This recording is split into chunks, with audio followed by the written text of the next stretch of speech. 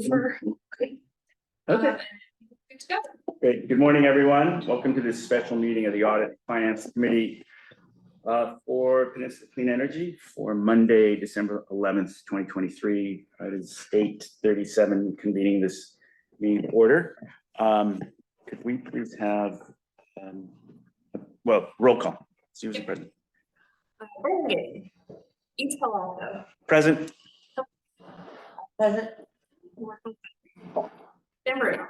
Present. Yeah, we have a couple. Thank you. With that, let's move on to item number, first item, I guess, second item, public comment. Are there any members of the public present or online who would like to address the body on issues not on the agenda? Yeah, we have public comment. Chair recognizes the first speaker, please. Sure. Okay. And now a thing that I was going to read, but this is just doesn't seem like it's really necessary. Where do you want me to be? Wherever, you can sit down or you can be at the podium, whatever. And we'll do. It is. Can she hear? Well, let's see. We'll get a mic, and then you will have 2 minutes once we have the mic. So I want to make sure people can hear you. Okay. Okay. Hi, I'm Carol Cross. I'm a very happy recipient of PCE's services. Thank you very much for doing this. I'm here because it's recently come to our attention that PCE is banking with JP Morgan Chase. And you have to know that that's one of the worst possible banks for also funding fossil fuel extraction projects. As a matter of fact, it's one of the top 3, I think, from the Rain something network. Right. Yes. Thank you. And there, I've looked it up because I was just absolutely appalled. Turns out that one of the primary ways that bank makes their money is by funding projects and getting returns on that. So it's just is so incongruous that PCE would be banking with a bank like that I'd really like to urge the financial officer to look into green banks and see if we can switch our money so that, because there are banks that actually invest in clean energy products. So that's my comment. Thank you. Thank you very much. Appreciate you coming out. Is there anyone else that would like to? Yeah, Please. so kind of what she said, but Yes. I've written my comment out, so I'll let you know what I say. I've been enrolled in that metering program for more than 2 years. Personally, I've worked to eliminate my use of gas with changes that leave only my furnace to be replaced. I can't afford to do that. I have also paid attention to the Rainforest Action Network report that lists Chase as by far the #1 funder of fossil fuel extraction. In June of 21, I moved my Chase account and I have not looked back. And I hope you can do the same thing. Thank you. Thank you very much. Thank you both for attending. As you know, we cannot address items that are directly brought to us during public comment, but we have heard it and we will. Thank you very much. Is there anyone online for us? Please. Next speaker. Hello, can you hear me? Yes. Great. My name is Neela Patel, and like the 2 speakers before me, I am also a very happy PCE customer because of my commitment and PCE's commitment to reduce carbon emissions. I was really surprised when I got a PCE rebate check from JP Morgan Chase, and I'm here today to make the same request, to ask you to move PCE's banking from JP Morgan to one that does not make loans to fossil fuel companies, preferably one that supports green energy.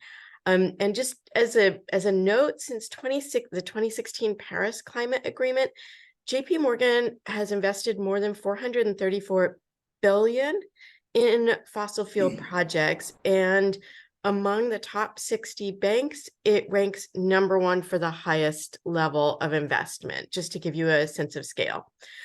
I also changed my bank from JP Morgan Chase. For myself, I use a credit union for this very reason. And it just feels like PCE's use of JPM runs counter to the stated purpose of clean power and also community investment because, the reason I'm with a credit union is because the money goes right back into my community. So I do urge PCE to move its bank account to one that's in line with PCE's stated values. Thank you so much for hearing my comment. Thank you for your comment. Next speaker. Speakers. Okay, great. Thank you. Once again, we cannot comment on these, but we have taken them in under submission and we'll see how we move forward. Thank you very much for bringing this up to us. Next item is the action to set agenda and to approve the consent calendar items. So do we have a motion to approve? Okay, do we have a second? Second. Okay, we have a motion and a second. I will call for the question, please. All in favor? Yeah, all in favor? Aye. Okay, so, all right, we can vote by acclamation. Great. So next item is our special agenda, which is our first quarter fiscal year 2024 financial report, quarter ending September 30th, 2023. Nick, good to see you. First report. Good to be here. First time presenting. Glad you're on board, and please. Thank you. Appreciate it. Sure. First of all, staff report. As you may remember, it was before my time, but I did watch the meeting. Back in October, this committee recommended and the board approved a change in the investment management structure at PCE, essentially consolidating down to 3 managers, Chandler, FRM, which we already have, and Camp. We've been executing against that plan for the last few months. It's mostly administrative, but opening up new accounts, which can take a little bit of time, transferring funds, and then closing old accounts. And we expect to complete that by the end of the year. So working through that process. Second update is cost of service analysis. We are been working through that over the last few months. We're almost finished with the modeling phase. We're going to plan to return to this committee in the first calendar quarter with a high-level summary of our findings as well as pros and cons. We'll have a discussion, and next step from there will probably be a recommendation to the executive committee initially. And then finally, it's not on there, but as you all know, I'm about 3 weeks into the job, so really excited to be here, learning a lot. My focus has been and will continue to be over the next at least month or so is sort of maximizing knowledge transfer while Andy is still here. He's going to be with us through the end of January. So just making sure nothing slips between the cracks once he moves on. So on to the first quarter results. I will remind everyone, or you mentioned it in the introduction, that this is from the first fiscal quarter, so the quarter ending in September. So seems a little dated at this point. This presentation was scheduled to happen in November, but the numbers weren't ready, so it got pushed to December. But just as a reference point, as you can see on the page, total load was approximately 4% below budget. This was largely due to the September month, which you'll see shortly, which was relatively cool. It was also, you can see, mostly concentrated on the residential side. Commercial and industrial was generally in line with our budget.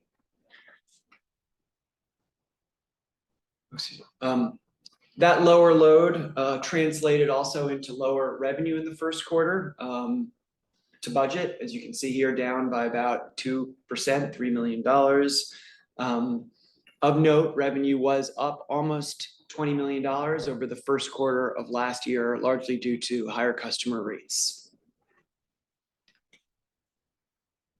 Here you can just see the monthly breakdown highlighted in yellow of the last 3 months, or the 3 months in question in this quarter. Again, you can see here July and August combined were largely in line with budget. It was September where we saw the variance, which was, as I mentioned before, relatively cool. On the cost of energy side, we did exceed our budget by about $3 million despite the lower load. This was due to a combination of factors. One was lower generation on our contracted resources. 2, lower market prices as we sold our power back to the grid. And then finally, higher congestion costs. I did note here on the lower right that resource adequacy costs, while they were in line with our budget in the first quarter, we are expecting these costs to be elevated for the remainder of the year, and we'll be updating our forecast accordingly. Again, here you can see the monthly breakout highlighted in yellow. I think, at least for me, as I was looking through these numbers, one thing to note is you can see the pretty significant variability historically, which I think shows how hard it is to forecast these costs, which are largely outside of our control.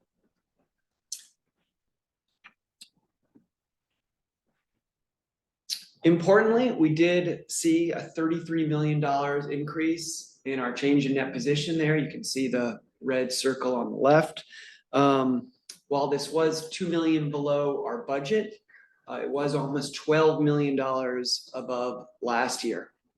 We already discussed the revenue and the cost of energy, which combined resulted in about $6 million of variability to budget. We were able to offset most of that variability with favorability in our other operating costs, which was largely due to timing, which I can touch in a second. And we also saw almost a $2 million favorability in interest income, largely due to higher interest rates, which we're all probably aware of. This is just a detail of our financial statement, most of which I've already discussed. You can see the breakdown of the other operating costs and all the variabilities, such as staff compensation and community energy programs are probably two of the largest ones. Again, a lot of this is just due to timing, although I wouldn't be surprised if we do end up with some very favorability by the end of the year.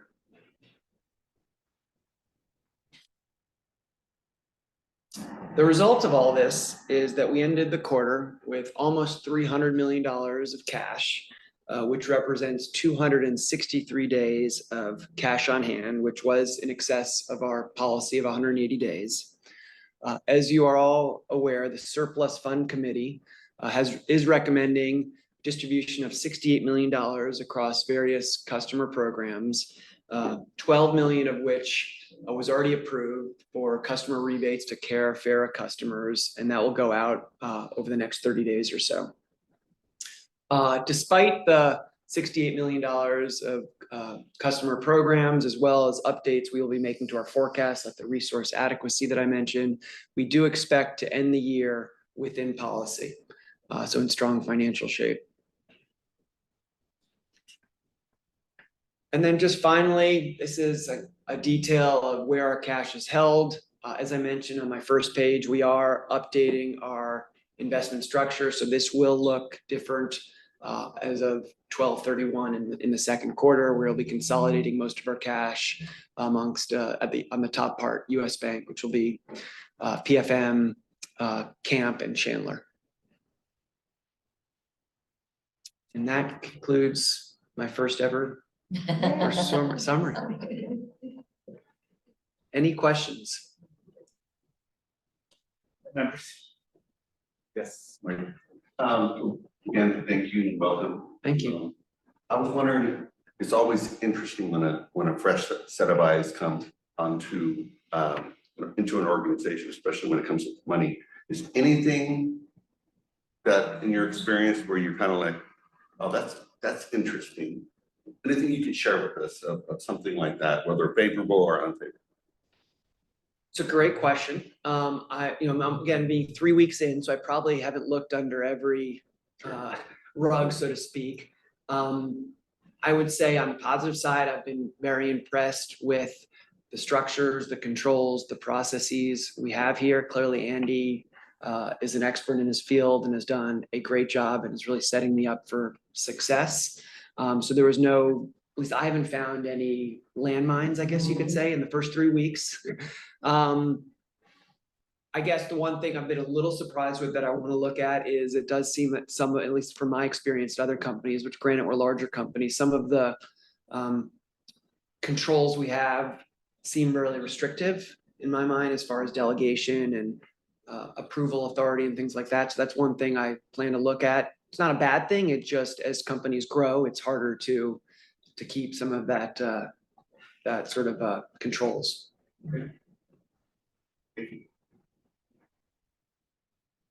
Just a follow-up on that, Nick, and I'm sure it'll come back to this, and I'm sure if Donna were here, she would also be interested in this. Good morning, Jeff. Just in time, huh? You know, we haven't finished yet. We're in the middle of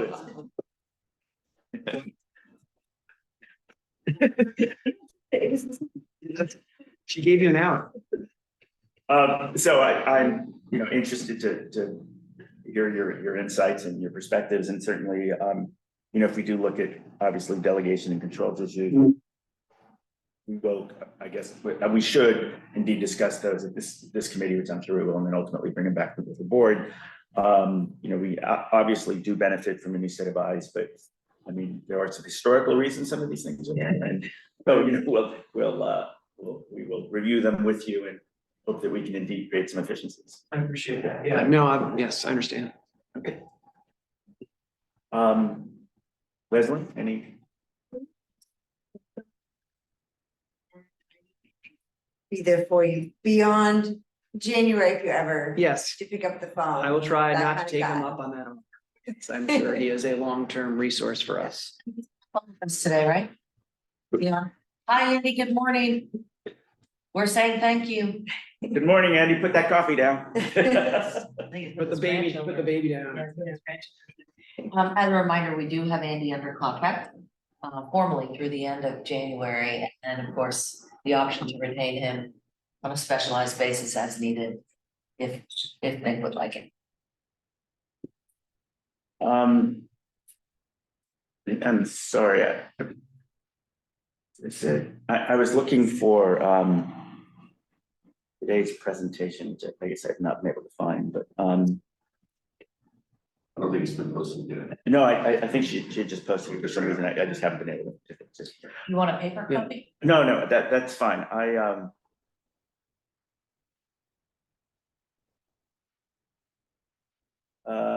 didn't. Okay, I see the US Bank. I was trying to see if you referenced, you talked about our total total net assets are increased. We did not discuss it in that report, its distribution into the various. Ready to go back. Yeah, I was trying to. Hey, Brianna, can we ask your assistance? We want to go back some slides. Well, we'll see, yeah.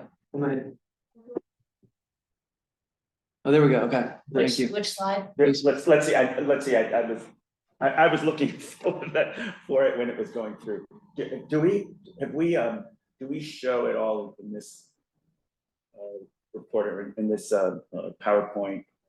Let's see here, special equivalents, okay, unrestricted, first public.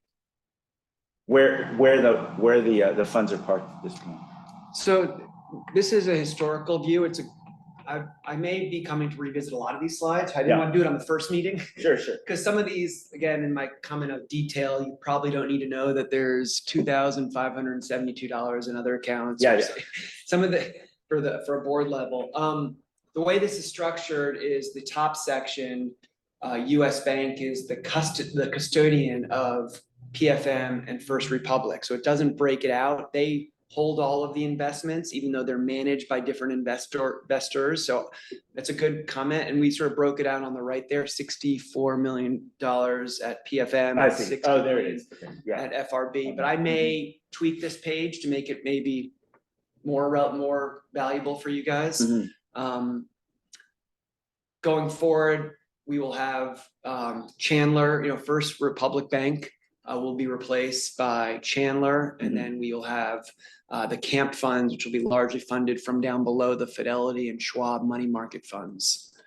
We are closing those accounts. So this page will look very different, I think, next time, and I may take liberty of making it more user-friendly. Thank you. Okay. Jeff, do you have any questions? I do not. Okay. Are there any members of the public that would like to address this? Any hands up, or I think our last two members left. Okay. One last time, going, gone. So the calendar was this was consent, right? Yes. Sorry, Lisa, No, no. Leslie, did you have a? Yeah, no questions. I only brought it just in case anyone had changes. That's Got before it, I okay. wrote it on my Bible, so I'm good. All right. So with that, we should all be here then, at every single one of those meetings. Okay, let's see, but I think actually we're at the end of our, well, Shortest Tom, did you wanna any? Thank you guys for coming all the way down here for a very quick meeting. I'm really glad to have Nick on board. It's working out really well. So far. I have tremendous faith. Thank you. It's all been great and these guys are coming up to speed along with Shalini, our COO. So things are moving along. Maybe I'll ask one just sort of process question. What is the lag time between when we get our audit, our financials in for, we close the books on a previous month? Is it 30 or 60 days for those audited financials? Well, Andy can opine. We don't audit the quarterly, so there's no audit. It does take, I believe, Andy, you know better than I do. I believe it takes about 30 days for Maher, which is our third-party accounting firm, to pull together the results. And that's why when this meeting was on November 6th or something, it wasn't ready enough for them to finish it and us to analyze the results. The year end, we do audit our year-end results June, and that usually, I don't know, I haven't been here yet, but that takes obviously longer. And I see Andy up here. Maybe you can give us an update on the timing. Sure. The year end is June 30th. We do a full audit. We finish right around the middle of October. And the board, the audit committee has recommended approval of the audit in several years past, and in its meeting in early October or about the middle of October, and then the board has approved it at the end of October. Given that we're finalizing the audit in that October timeframe, that kind of takes the focus off of the September close. Typically, we would finish them every month, and we close every month around the 25th to the 28th of the following month. And that puts us in a position to start our analysis and summary of the data. This particular meeting of the Audit and Finance was on November 6th, which only gave us, and we try to post information several days in advance, and then there's a weekend before, and that gave us basically 1 or 2 days to look at the numbers and put them in a format that was presentable, and that was too tight to do November 6th meeting, which was the date of the meeting that got postponed. So all those things combined made us miss the November 6th date. But typically we're done by about the 25th or Mike's done with the stuff by the 25th to the 28th. And then we put our stuff together and report to this committee around somewhere between the 7th and the 12th or so. That would be normal processing time. I did ask Andy before this meeting, because I saw the next year, I don't have it in front of me. It's like, I think November 11th or something. And I didn't want to come up to the same issue. He said that should be 12. So that should Which should be be okay. He thought that would be okay. Because Veterans Day. Yeah.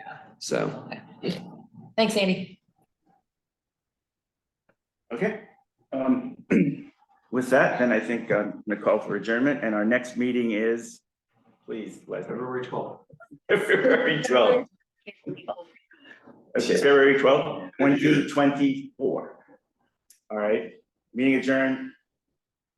Everyone, bye, Andy. Thank you. We'll see you next month. Sorry, Jeff.